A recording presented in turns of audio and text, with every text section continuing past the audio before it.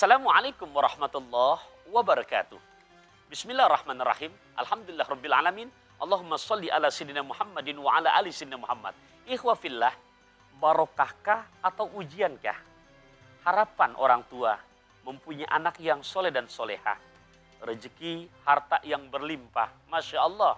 Ya, rumah di setiap tempat, mobil mentereng pada mengkilat, dandanan istri alis sampai ngejepat. Rumah hampir 4 tingkat. Ini harapan manusia. Tapi barokahkah atau ujiankah? Yuk kita lihat di dalam Quran surat ke-64, juz ke-28, ayat ke-15. Bismillahirrahmanirrahim.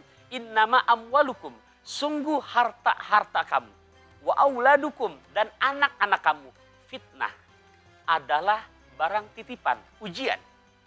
Bisa menjadi barokah, bisa menjadi sumber malapetaka. Bagaimana kita menyikapinya? Yuk kita lihat. Ketika kita laksanakan yang diinginkan oleh Al-Quran, insya Allah akan menjadi barokah di dunia. Bahkan kelak di akhirat akan menghantarkan diri kita kepada keselamatan surganya Allah Subhanahu wa Ta'ala. Anak, dalam Quran Allah ingatkan surat An-Nahl ayat ke-78.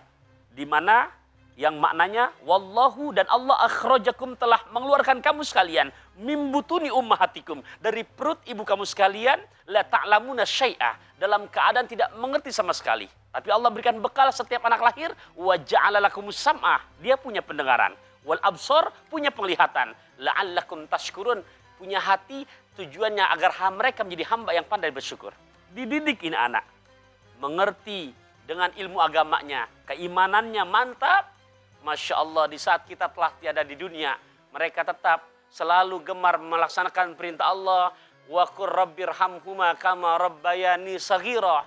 Anak yang seperti inilah yang menjadi barokah, bukan hanya di dunia, bahkan kita sudah pindah ke alam barzah, jariyahnya, di mana iringan doa dari anak yang soleh. Masya Allah, beli beras bagi mertua, ke rumahnya pakai sepatu. Bahagia hati orang tua ketika punya anak nurut dan patuh. Nah, harta apakah bisa menjadi barokah atau ujiankah? Dalam kesempatan yang singkat ini saya ingin mengajak tebak-tebakan. Tapi Masya Allah ilmunya. Merpati 5 ekor, ketembak 3 ekor. Tolong jawab, sisa berapa? Mungkin kita akan jawab, sisanya 2 Ustadz. Karena yang ketembak 3, sisa 2. Bukan. 5 ekor ada di atas, ketembak 3. Yang 3 karena ketembak jatuh dia. Mati, ada bangkainya. Sisanya bukan 2 tapi 3. Kok 3 set? Coba lihat, yang gak ketembak berapa? 2. Dan 2 karena gak ketembak, kabur. Sudah kabur, hilang, masih adakah? Kita jawab, tidak ada. Yang gak ada masih perlu kita hitung? Masih perlu kita bayangkan? Tidak perlu. Ada berapa sisa bangkai di bawah? 3. Inilah. Fulus, uang, 100.000. Ketika ada 20 lembar, jadi 2 juta. Nah, di sini apakah punya kita semua menjadi barokah atau sumber malapetaka? Ikhwah fillah, penasaran kan? Yuk kita pakai logika kita. Dari 2 juta, 10 lembar kita berikan untuk nyumbang masjid. Oke, 1 juta buat nyumbang masjid. Kemudian masih ada 10 lembar lagi. Ternyata setelah kita nyumbang masjid, 8 lembar atau 800.000 kita berikan kepada anak-anak yatim. Di saat barokah bulan puasa atau bulan Ramadan ini. Nah, diberikanlah 8 lembar ke anak yatim.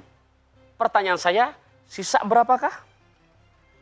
Pasti ada menjawab, sisanya 2 Pak Ustadz. Karena kan yang 18 lembar udah disedekahkan ke masjid, udah diberikan ke anak yatim. Kalau secara hitungan agama, sisanya bukan 2. Berapa Pak Ustadz? Sisanya 18. Ustadz kok bukan 2? Yuk lihat. 1 juta kita berikan ke masjid dari harta kita. Pertanyaan saya, nyumbang ke masjid untuk ibadah. Manfaat apa maksiat? Kita jawab, manfaat. Berarti kalau manfaat isinya pahala apa dosa? Kita jawab, pahala. Berarti berbicara pahala, mohon maaf, akan tetap ada atau hilang? Akan tetap langgeng selama-lamanya. Kita berikan ke anak yatim 800.000. Jawab lagi, manfaat apa maksiat? Manfaat. Pahala apa dosa? Pahala. Berarti kalau pahala akan hilang atau tetap ada? Akan ada selama-lamanya.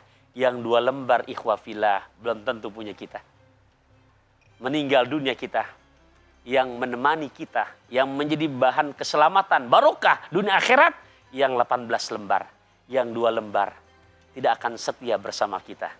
Jadi patut kita renungi semua yang kita punya, mohon maaf, yang ada di deposito kita, yang ada di tabanas kita, itu bukan punya kita.